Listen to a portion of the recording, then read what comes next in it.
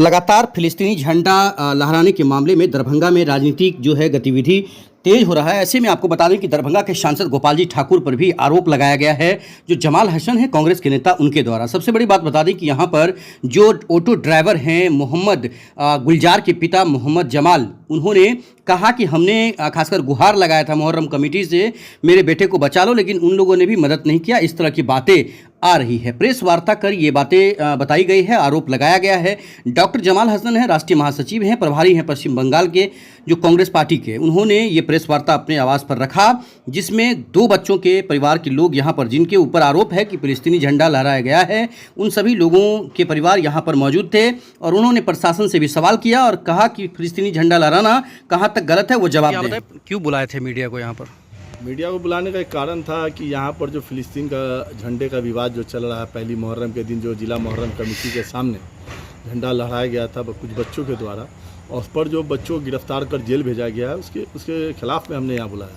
क्योंकि जहाँ तक मुझे जानकारी है, मेरी उम्र इतनी होने के बावजूद, कि किसी देश के झंडा फहराने पर कोई ऐसा कानून नहीं बना है कि किसी को भी आप गिरफ्तार कर जेल भेज सकते हैं। अगर गिरफ्तारी की बात थी तो यही देश के संसद में MIM के राष्ट्रीय अध्यक्ष सांसद असदुद्दीन ओवैसी ने खुले मंच पर वहाँ संसद में अपने शपथ ग्रहण में प्रधानमंत्री मोदी के सामने, वहाँ पर अमित शाह भी, गृह मंत्री भी मौजूद थे, रक्षा मंत्री और कई मंत्रियाँ मौजूद थे, तो भी वहाँ पर उन्होंने फिलिस्तीन जिंदाबाद का नारा लगाया, तो उनकी गिरफ्तारी नहीं हुई। दूसरी चीज़, मुझे ये अब तक नहीं समझ में आ पाया कि अगर आप झंडा पर इतना विवाद, तो फिलिस्तीन का एम्बेसी है दिल्ली, एम्बेसी को भी गवर्नमेंट को बंद कर देना चाहिए। और सबसे पहले तो जो यहाँ खेल आयोजन किया जाता है, ओलंपिक का किया जाता है, क्रिकेट मैच होता है, हॉकी मैच होता है, फुटबॉल मैच होता है, सारे देश के लोग आते हैं, झंडा फहराते हैं, तो क्या उन लोगों की भी गिरफ्तारी होगी?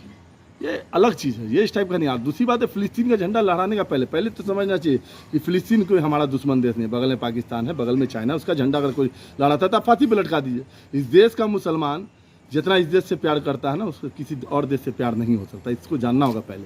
और ये जो मामला बनाया गया है, जानबूझकर इसको क्रिएट किया गया कि मुहर्रम के समय मुसलमान की, देखिए फिलिस्तीन से क्या दुश्मनी। फिलिस्तीन का झंडा अगर किसी बच्चों ने लड़ाया होगा तो वो एक भावना है, फीलिंग्स है, क्योंकि वहाँ पर हज़ारों मासूम बम गिर रहे हैं, लोग मारे जा रहे हैं, उसके समर्थन के लिए कि हाँ भाई फिलिस्तीन में ये मामला हो रहा है, तो भारत के बिहार राज्य के दरभंगा में भी लोग चाह रहे हैं कि फिलिस्तीन में ये मामला बंद हो। इसका कानून भी कहता है कि 100 मुजरिम को सज़ा मिले लेकिन एक बेकसूर को सज़ा नहीं मिले, तो इस तरह की कार्रवाई की गई। अगर था कि अगर किसी दूसरे देश का झंडा या नहीं फहराता, आपको मॉक ड्रिल प्रशासन को यहाँ करवाना चाहिए था, एक जारी कर देते एक विधि कि भाई यहाँ अगर किसी दूसरे देश का झंडा फहरा तो गिरफ्तारी होगी। आज जो उस बच्चे की गिरफ्तारी हो गई है, उसको तो यहीं रहना है, हमें भी यहीं रहना है। आज उसके जो लाइफ फ्यूचर पर आपने जो है आज बताइए कि उस बच्चे को, जिसको ये पता नहीं कि फिलिस्तीन का झंडा किस कलर का होता है, इंस्टाग्राम पे वीडियो बनाने के चक्कर में उसने वो झंडा पकड़ लिया और आज अपने उसको जेल में ढाल दिया। वहाँ जो कुख्यात अपराधी, मर्डर केस के लोग, बलात्कार के आरोपी, डकैती और चोरी के आरोपी वहाँ हैं, उस बीच में आपने उस बच्चों को भविष्य पर चिन्ह खड़ा कर दिया। तो प्रशासन को कम से कम इस मामले पर समझ, हम जानते हैं प्रशासन पर भी दबाव है। जिस तरह से यहाँ दरभंगा के सांसद ने इस मामले को हिंदू मुस्लिम का एंगल दिया, हिंदू मुस्लिम का एंगल बनाया, तो क्या उन्होंने रामनवमी में जो हिंदू राष्ट्र का जो बैनर लगा था, क्या उस पर गोपाल जी ठाकुर का आया था इस टाइप का कि इस पर कार्रवाई होनी चाहिए? लेकिन उन्होंने मुहर्रम में फिलिस्तीन के मामले में कहा क्या फिलिस्तीन हमारा दुश्मन देश है?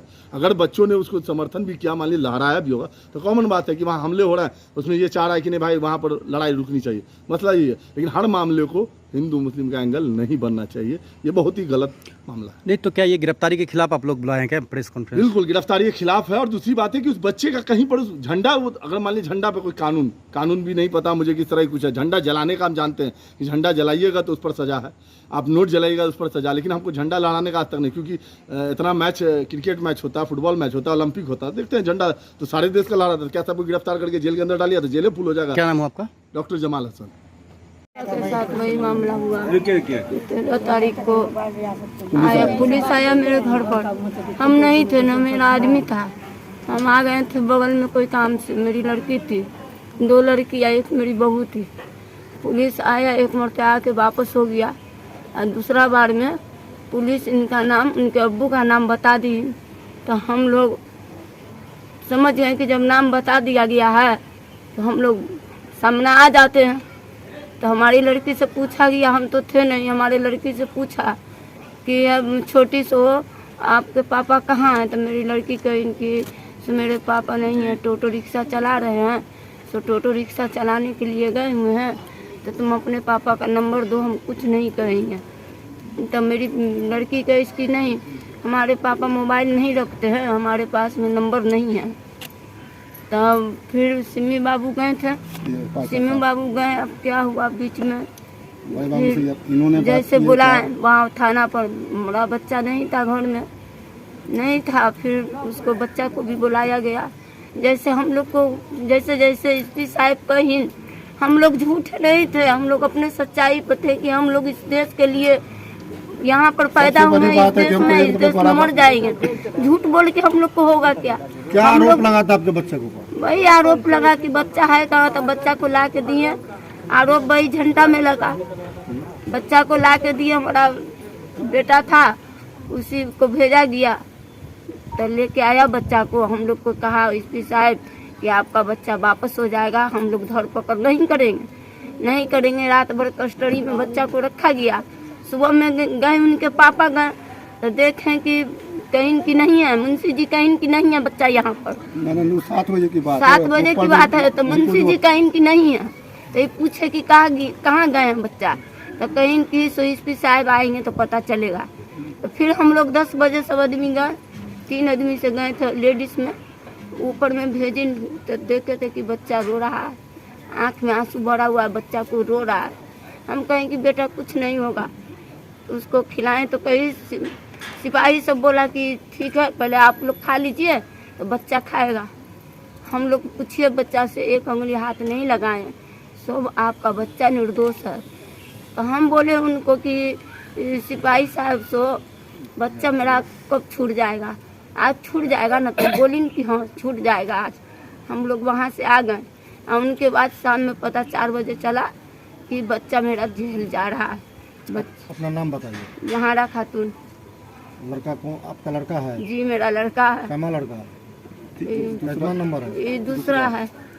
बड़ा लड़का है? दूसरा लड़का है। नाम क्या है? नाम मोहम्मद गुलजार है।